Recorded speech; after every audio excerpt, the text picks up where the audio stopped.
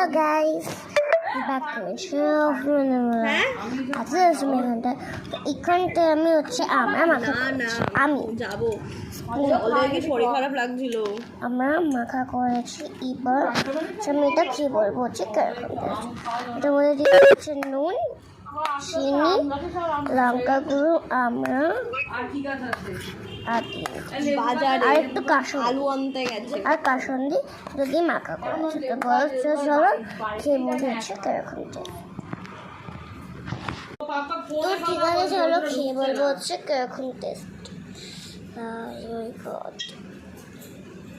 ঝাল দেওয়ারে তুললাম।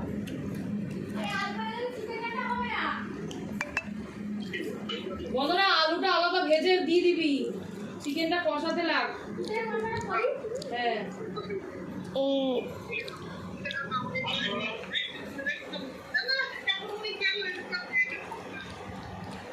মানে ভালো হয়েছে। তুমি সবাইকে যেরকম জোর করে খাওয়াও না, মোটামুটি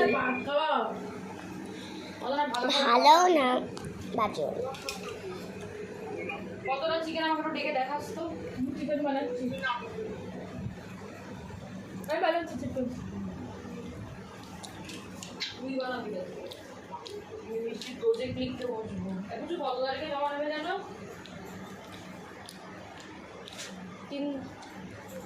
30 তারিখ।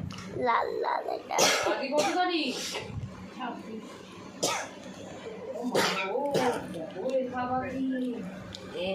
এবার বুঝবে আমারে কি করে ফাঁসিতে জানিস?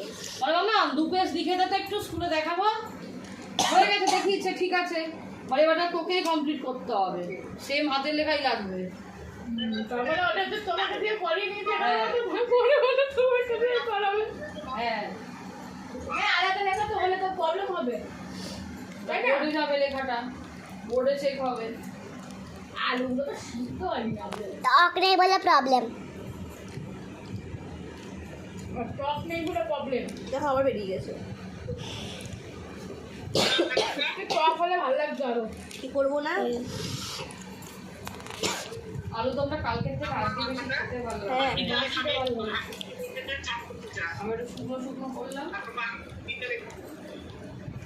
রান্না হতো অনেক দেরি। Plus subscribe share.